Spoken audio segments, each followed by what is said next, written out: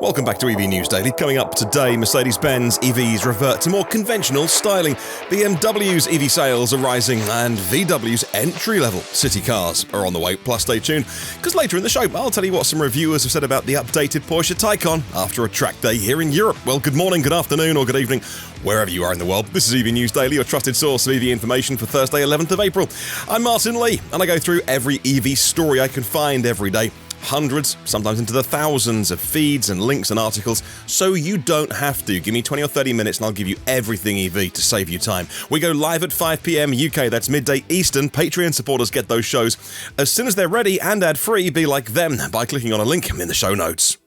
We'll start with a call for help, actually, from anyone listening or watching the podcast. Ford is launching an EV social media campaign, and for the life of me, I cannot find it. Now, this is from the campaignlive.co.uk website, locked behind a firewall. All I can find out is Ford is kicking off a social media marketing drive to address some common EV driving issues and showcase its lineup of EVs. There was a 2-hour film created by Born Social for the ad, and it showcases driving experiences of various Ford's EV cars and the various drivers, footage shot by drones, but that's all I can find out. If this is shown up on your social media, or you can perhaps even find a link to it, I've searched for a long time today. I'd like to see what Ford are doing to explain EVs to newbies. Drop me a comment, let me know, and I'll feature it on a future podcast.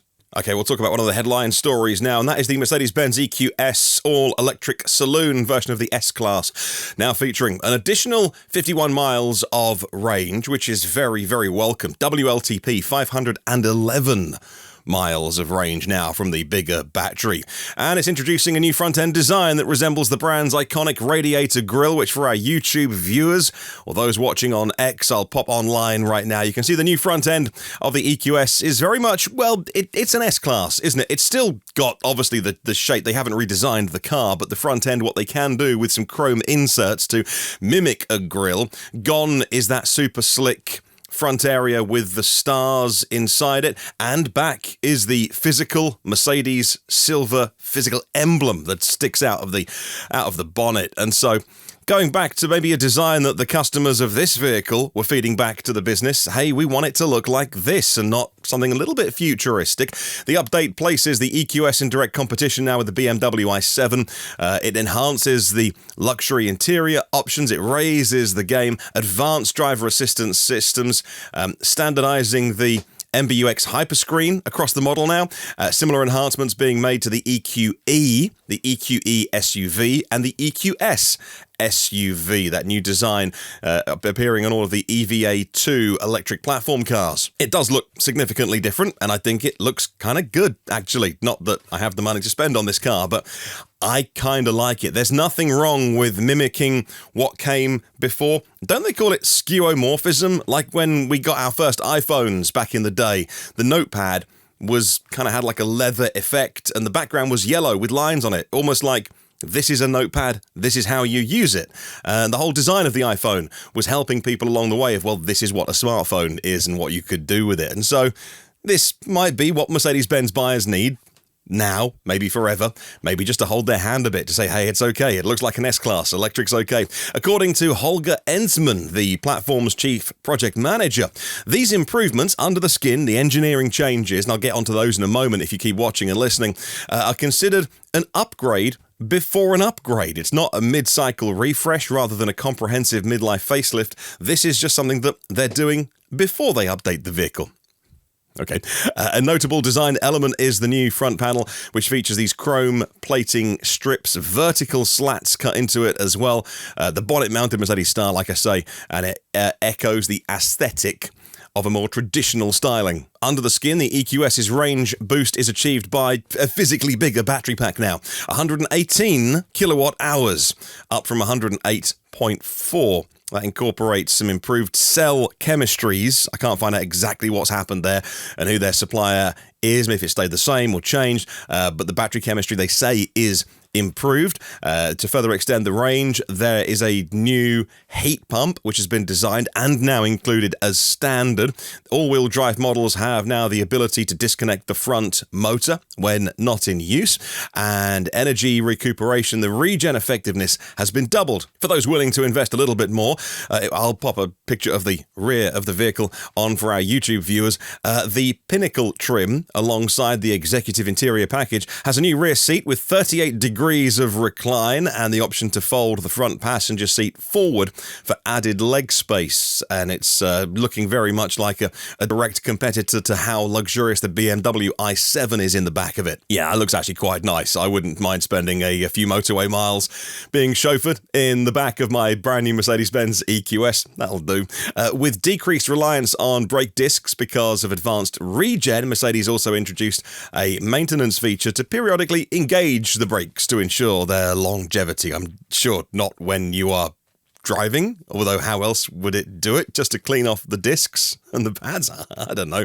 But thinking about all things, unsurprisingly, some pretty hardcore engineering going into this vehicle. And this isn't even the midlife refresh of this. What do you think? Do you think it'll go down better with the traditional S-Class buyer and tempt people into more EV driving? Let me know.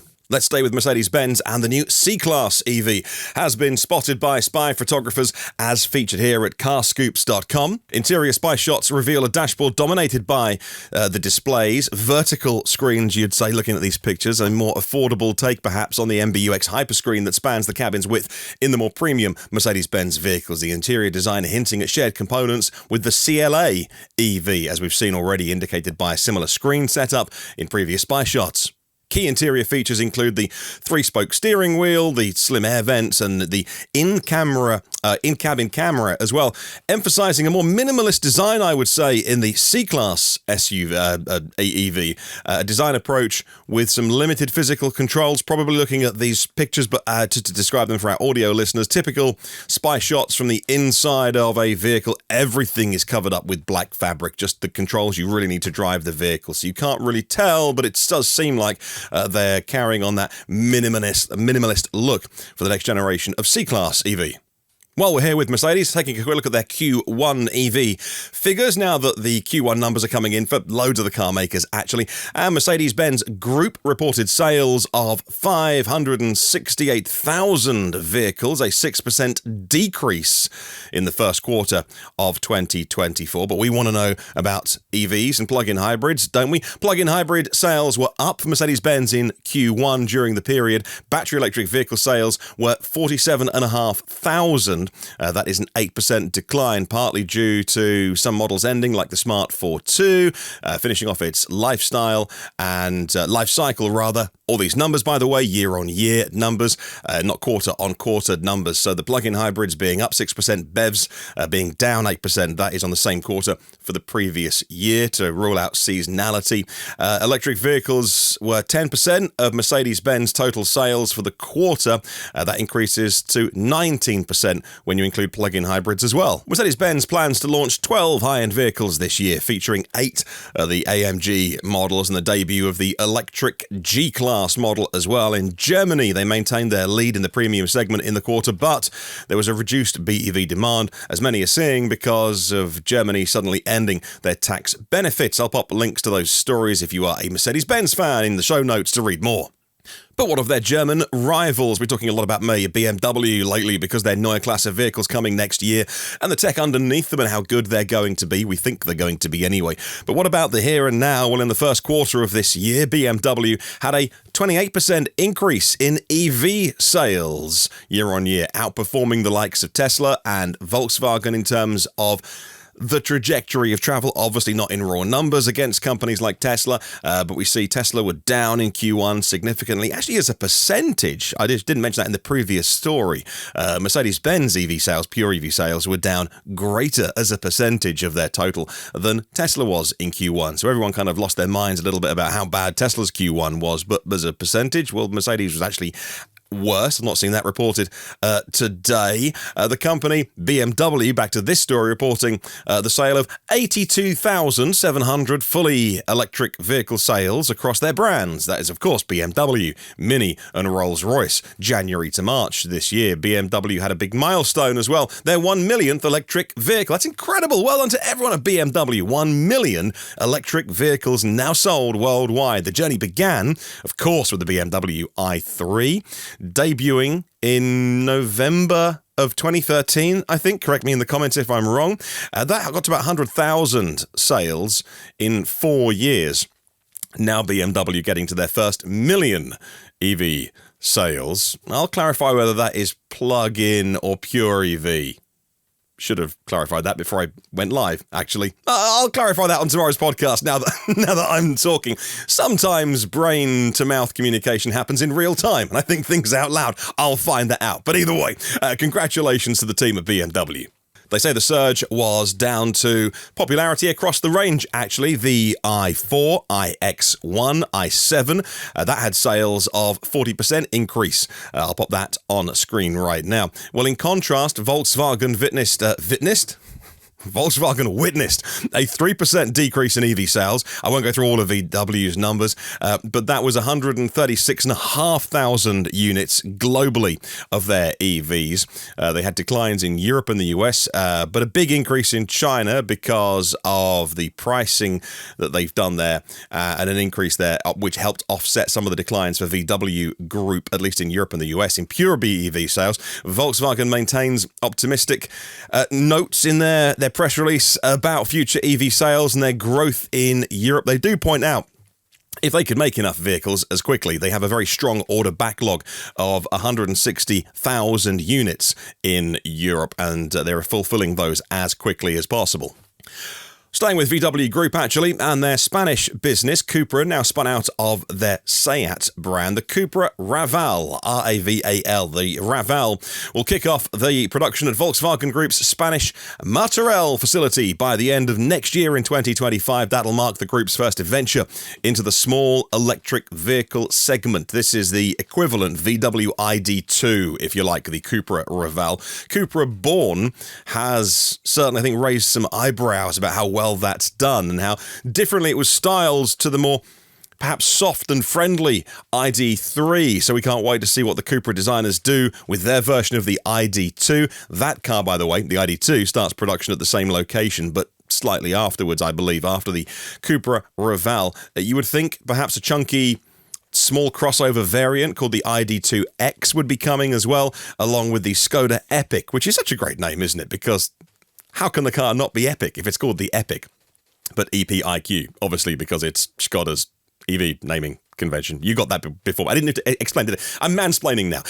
Official timeline suggests the VW ID2's production begins early 2026. Volkswagen announcing in July 2023 the start of battery assembly operations at the Martorell plant. That's near Barcelona, by the way, alongside a €300 million investment for new battery assembly facilities spanning 64,000 square meters to support the manufacturing of their small city EVs and crossovers coming in 2025. Well, I often know when embargoes are being lifted, either because I've heard about things or friends of mine have been on these test drives. I don't do that kind of stuff. I like to stay here in the studio and do the news day to day rather than going out and driving the cars because, you know, traveling around the world, as fun as it would be, not compatible with two little ones, 2 and 6, which is 1. The little girl we adopted. Still 1.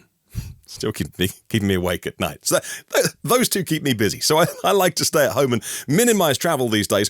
But people I know have been traveling around on the Porsche trips, and some of the journalists have been driving the Taycan Turbo GT. That is the 4-door sedan. And no point having 4 doors because it eliminates the rear seats. The Porsche Taycan Turbo GT adds a carbon fibre storage bin to reduce weight by 49 pounds. That's about 22.2 kilograms. And I log on this morning and all of the public publications that I follow have all put their stuff out exactly the same time. So we know the embargo lifted for all of those journalists that got the chance to go and drive the Taycan Turbo GT. This is one that I would have liked to have done, though, because Car Magazine, I love Car and Driver, the one I'm showing on screen right now, I think maybe Motor Trend, Jalopnik, they all published when they could, same second, same minute of the day, to get their reviews out there online, and they are all without question, exceptional. I've read all of them that I can find. There is nobody saying, well, Porsche have missed a beat here. Every one of those reviews, I'll do a bit of a meta review for you. They all say that the engineering here is just next level. The weight measures, the weight saving measures, like removing the driver's side charging port and its wiring. It uses thinner glass on the windscreen, eliminates the rear speakers. They don't even have floor mats in it. This is all about Porsche engineering performance. Now, there is the optional Weissach package as well, and that further enhances the car by adding a large fixed rear wing, front and rear splitters, and underbody modifications as well. This is a free upgrade, and you don't get that word free with Porsche very often. It's normally sort of 10 to 15 grand to get the Weissach package on their combustion stuff, but if you want this on your Taycan, they'll do that for you, and they'll add more aero to the car and take even more off of it.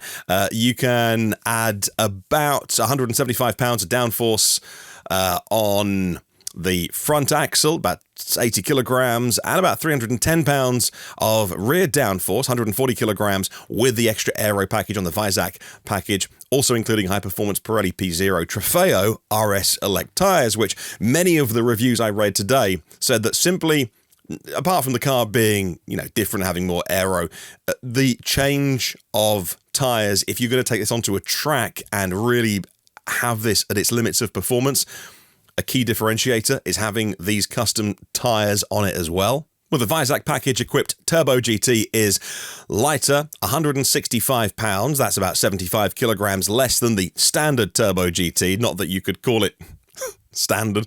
The Porsche Active Ride system, the damping, the active dampers available as an option otherwise now standard on the Turbo GT. That went down very well in all the reviews that I read. And the Turbo GT features a 2-motor powertrain, as always with the Taycan, but it has an upgraded silicon carbide rear inverter from 600 to 900 amps, which will take your peak power to 1,092 horsepower for 2-second spurts and 1,020 horsepower for 10-second intervals. The enhanced powertrain allowing the Turbo GT to outperform any competitors on the Nürburgring or any track really, like the Model S Plaid and any other Taycan as well, increasing the top speed from 160 I think to 190 miles an hour during its record-setting lap at the Nürburgring. The Turbo GT's battery temperature started at 57 degrees Fahrenheit, that is 13 degrees Celsius, and climbed to 144 degrees Fahrenheit by the end of the Nürburgring lap, that is 62 degrees Celsius. That approaches critical temperature thresholds of where the car will get to, but it still managed to maintain peak performance. That's what they're working on.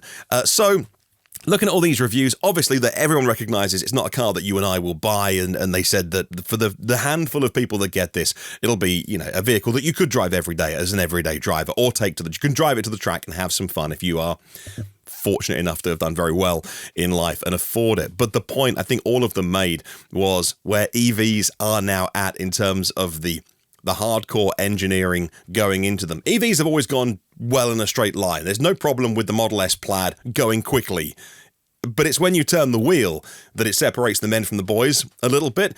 Or when you try and stop a car, for instance. Tesla will be the first to admit, the Plaid probably could do, obviously have brake upgrade packages, don't they? But with a little extra stopping power at times. And on the track, for instance, if you score points that way, and I have no interest in that really, but if you score points that way, then the Taycan Turbo GT is the ultimate EV smackdown to anything in combustion world. I'll pop a link to those stories in the show notes if you'd like to read more.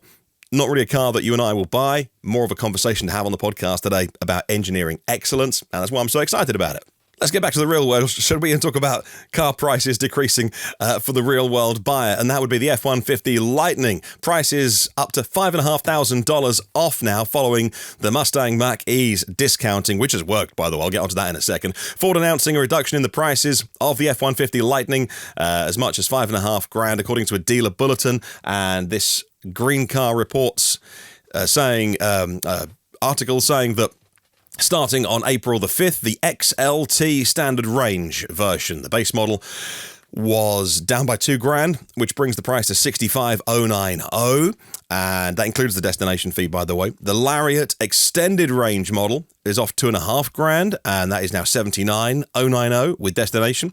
The Flash extended range, this new model for this year, which is between XLT and Lariat, gets the largest reduction of $5,500. That is $70,090, including destination fees, and prices for the entry-level Pro standard range and the high-end Platinum extended range remaining the same. So the Pro model, which most people wouldn't get, is $57,090, and the top of the line is $87,090 with destination.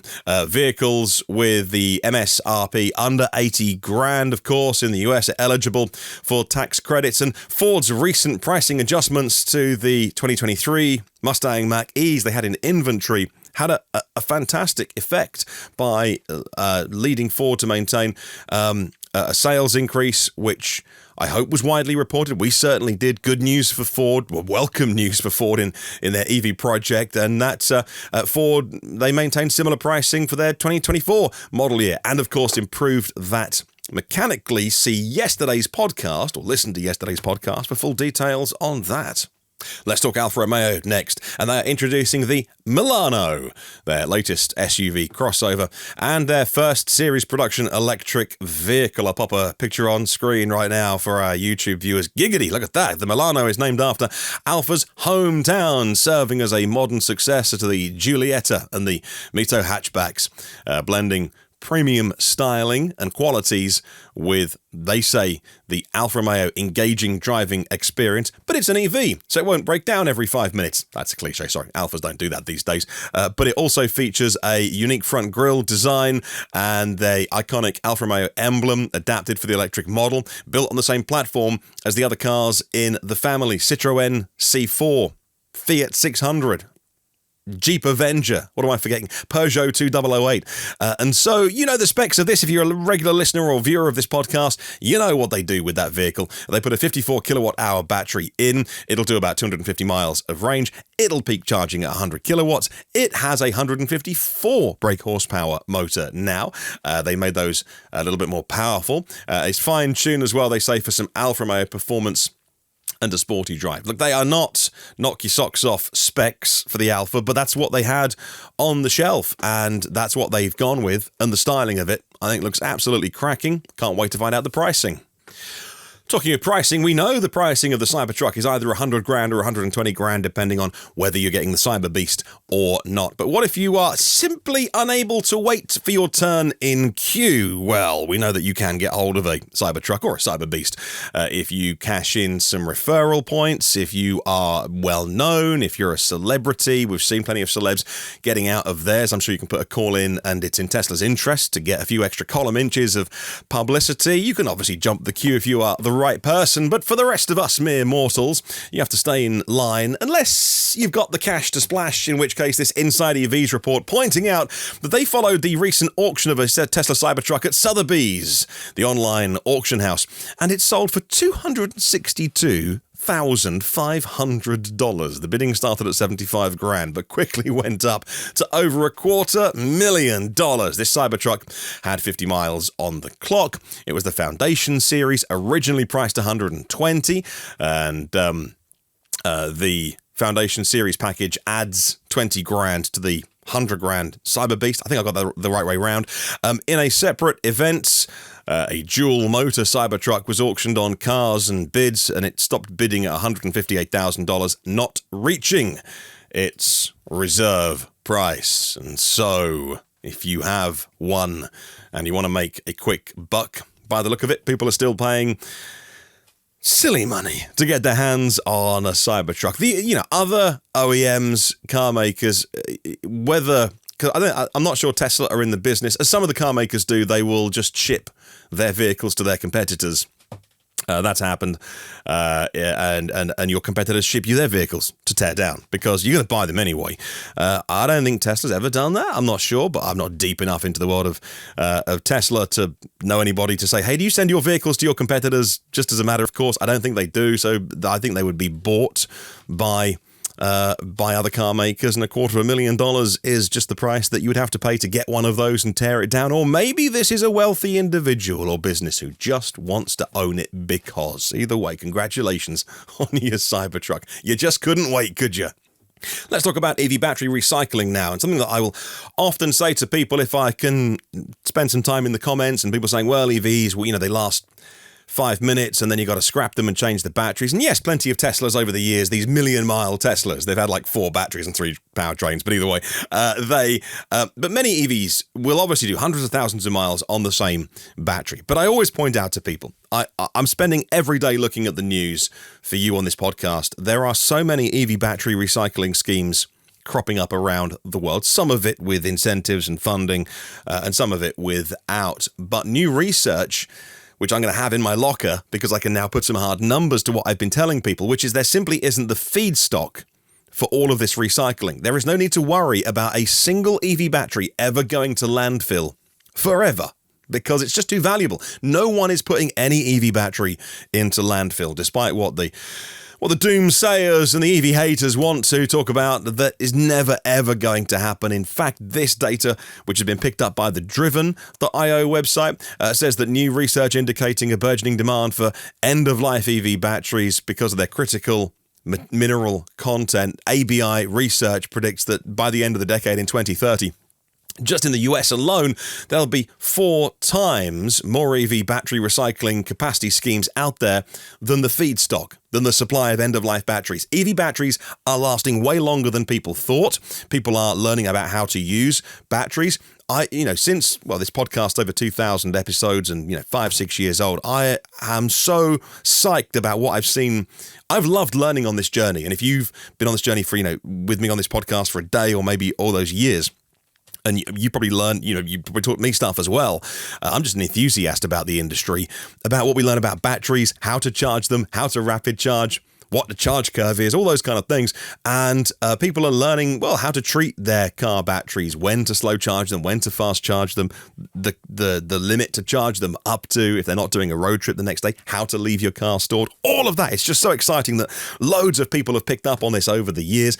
And clearly batteries are lasting very long in EVs. It's not like the mobile phone or laptop battery that doesn't have sophisticated thermal management to never get too cold or too hot to be charged in just the right way. So EVs are going on and on and on and on. Recycling facilities will have the capacity to process 1.3 million EV battery packs by 2030. That's annually, by the way, but they simply won't have enough to put into the system. What a lovely problem to have. Not great for these businesses that are investing. I fully appreciate that.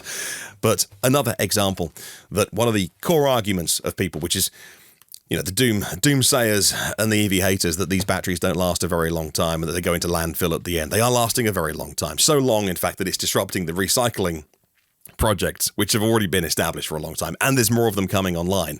And there simply aren't enough batteries. There's more recycling capacity than we know what to do with. Well, it's always interesting to see which countries, which states have various incentives to help you go EV.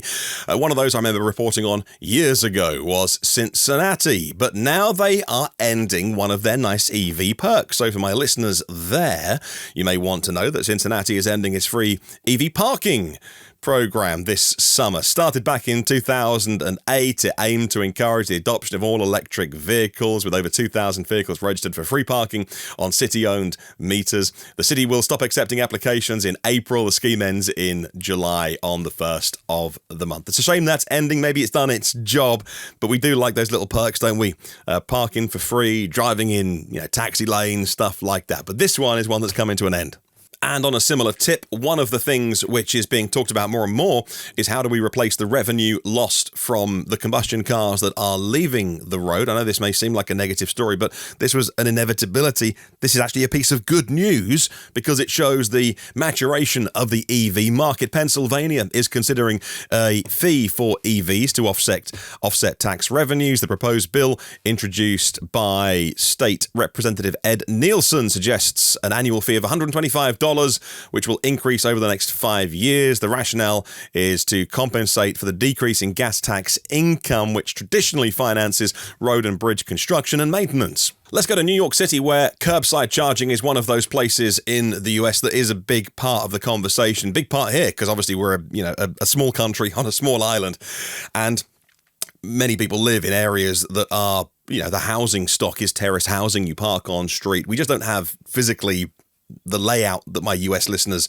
might be used to say, hey, we don't all have driveways here. We park on the street, and that is more of a city problem in the US. For the majority of people who live in, suburbia, you got bigger homes and more space around them. We don't have that luxury here. We're kind of living on top of each other in certain places.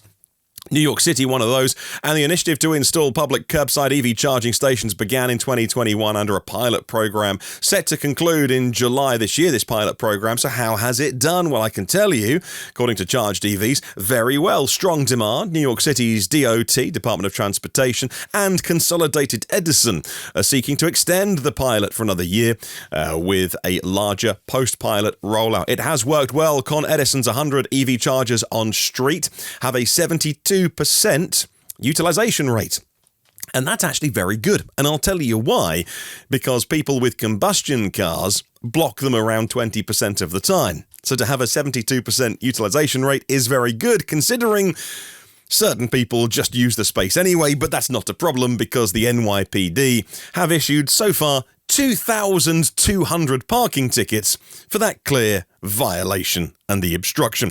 The chargers have also exceeded their reliability targets with a 99.9% uptime rate in 2024, but that's not the entire historical data, so maybe they had to get some teething problems sorted, but certainly for this year, pretty much the chargers work all of the time, anytime you try and use them. There's a maintenance strategy, they say, and regular checks and alarms. And one of the key things I always talk about with people with charging, they have built a dedicated parts depot in New York City for quick component replacement. One of the key things when I know people who install chargers, for instance, or put chargers in the ground, one of those conversations they in choosing which company to go with, which hardware company to go with. It's why companies like Kempower, I think, are very popular, because there might be some additional costs there, because Kempower insist on having a parts supply of things on the van, as it were,